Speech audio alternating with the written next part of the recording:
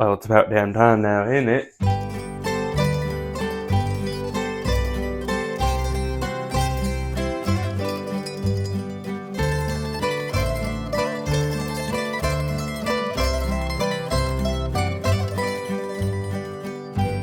Hey everyone, welcome back to Chef Tyler's Croatian Kitchen. Today I have for you a very historic dish, Sekeli Gulas.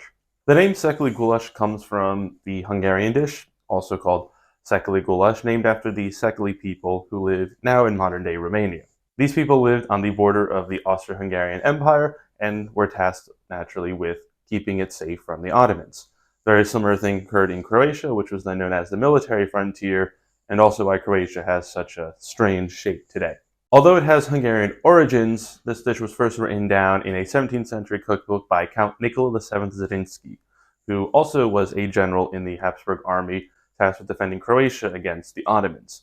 This dish was so important to his military success that he later wrote Sekeli Gulas noge ruke, mojih soldata, which translates to the arms and legs of my soldiers are Sekeli Gulas, meaning that this was so integral to them. If they didn't have their Sekeli Gulas, it would be like they didn't have arms or legs. They couldn't fight. They couldn't do anything. This is what pushed them through and helped them win their many battles. And although we're no longer at war with the Ottomans, it's still a great dish to have, especially on a cold, rainy day just like today. So let's go over the ingredients. Like all Croatian recipes, they are very simple. But first we have our meat, going with pork cut into 1/2-inch cubes. Here I have pork butt, but I've seen some other places that originally it's been made with rib tips. So either or doesn't matter, or go for a whole totally different cut of pork.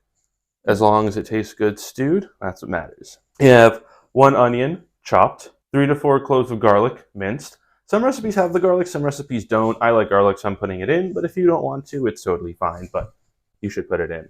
We have our spices, of course, salt, pepper, paprika, and 2 bay leaves. Going to be cooking in lard. And lastly, probably the star of this whole dish is the sauerkraut. You want your sauerkraut to be about 1 to 1.5 times how much meat you have. So right here I have about 1/2 kilo of meat. That's about 1 pound of meat. You want to have 750 grams or 1.5 pounds about of sauerkraut. I definitely don't have enough. It's probably closer to being 1 pound, but I made sarma the other day and I had a lot of extra, so that's why I'm making this now.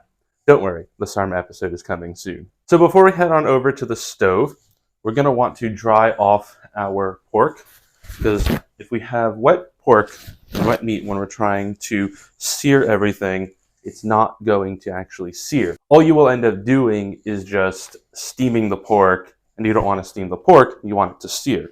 So you want to make sure that the pork is as dry as you can make it. With everything now nice and dry, I'll meet you over at the stove. Right, we're over here at the stove. I already put 2 tablespoons of lard into the pot and it's heating up. And I have my little setup over here, the meat into the pot and then the cooked onto the plate. So it looks like it's getting hot enough. We'll go ahead and add our meat now into the pot. We don't want to crowd the pot, of course, as that will also contribute to steaming. That will not brown the meat. The other secret to browning is to be patient. If you turn too soon, it might not be browned enough. So we're going to let this cook now until all sides are browned. Once we do, we'll put it over onto our plate and brown the rest of the meat. After all the meat has been browned and set aside on your plate to rest, we'll go ahead and fry up the onions. And you're going to want to let these cook until they turn translucent, 5 to 7 minutes. And once you see the onions start to get translucent, we'll go ahead and add in our garlic. We'll stir everything together and we'll let the garlic cook for about a minute until fragrant. At this point, it might be necessary to deglaze the pan. There might be some burnt on bits to the side. So I have a little bit of leftover wine. I'm just going to throw a splash in to aid in the deglazing. A little bit more than a splash, but hey, who's counting? And just go through and try to scrape down anything that has burnt onto the sides. Once deglazed, we'll go ahead and add in the pork. Make sure we get all of the juices that suck on the plate, because that's where all the flavor is. We'll go and give everything a nice stir to coat everything together. And now that the pork is back, it's time to add in the sauerkraut. Mix it all in together. It's also at this point we'll go ahead and season our stew. I'm not going to do the salt right away because there's plenty of salt in the sauerkraut and I don't want to risk over salting the food. So first I'll go ahead and add in our 2 bay leaves as well as some cracked pepper. And lastly, about a teaspoon of paprika. Just go and roll that all on top. Set this aside and we'll give everything a stir. So after we've added our spices, it's time to add in enough water to just barely cover all of the meat. I've gone ahead also and turned the heat up. That way we can get the water to boil quicker. Once it comes up to a boil, turn the heat down to leave it at a simmer and cover it, cook for 1.5 hours. So while that's over there cooking, I thought I'd go ahead and open up a bottle of wine, because why not? I got this nice rosé from Ilocski Podrum. They were actually there the other day when I went to the wine festival. If you haven't seen that, go check out my Instagram. But they didn't have the rosé, which is fine. Most of the stuff that they have is good. And rosés I really do like, although I find they tend to be more on the sweeter side, and I really don't like my wine sweet. Anyway, that's neither here nor there. Let's go ahead and we'll just open it up. So we'll go and give a nice little glass of rosé. This is not the wine that we use to deglaze. Usually I like to drink the wine that I'm using in the meal, but that other wine is a bit old, and so at this point it's really only good for cooking. I usually never get to that point where I only have wine that's old and good for cooking, but this time I did. I guess that shows some kind of self-control. Yay me. Anyway, let's go ahead and give this a try. It is not too sweet. Like, it's a little sweet. Like I was saying, rosés do tend to be on the sweeter side. However, this is not terribly sweet. It's like at that good point where it's sweet enough that it's enjoyable, but it's not overly sweet like some other wines.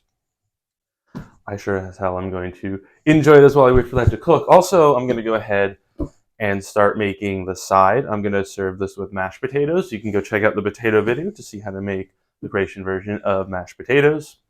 And after an hour, our meat is nice and tender. Our mashed potatoes are cooked. It's time to plate. I've already gone ahead and taken a taste just for seasoning. And I added a little bit of salt into it because it did need it. But this is why we did it later, not at the start. I didn't want to risk over salting. So let's go and grab our ladle and get a good spoonful of everything. Oh, there's a lot of... The strips of sauerkraut are a bit long, but that's on me in the way I cut it. In typical Croatian fashion, everything is still very soup-like. So if you'd like, you can let this go uncovered and have it reduce a little bit more, or maybe even add a roux at the end just to thicken it up. And of course, we can't forget the mashed potatoes. There we have our Sekeli Gulas. Let's go ahead and give our taste for Greg. You want to get a good piece of meat here, as well as some of the sauerkraut on top. Maybe not too much. Now it's just falling everywhere. All right. This will be good enough.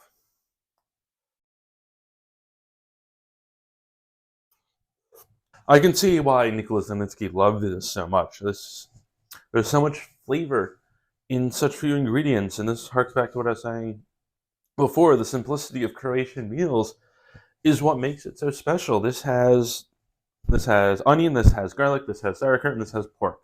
That's four ingredients, excluding spices, that just bring this together in such a way that you can see how this is such an important meal, how this was so important to that army. But even with it being so important, it's not heavy. It's flavorful and it's filling, but it doesn't sit in your stomach. Sekeli Gulas helped everyone back in the day, still helping people today, and I'm sure it will continue for hundreds of years to come. So here we have our Sekeli Gulas. Dobar tek. This dish was so important to the success of his soldiers. His shoulders. This dish was very important to his shoulders. Otherwise, he wouldn't be able to do this or swing a sword. I don't know how to hold a sword.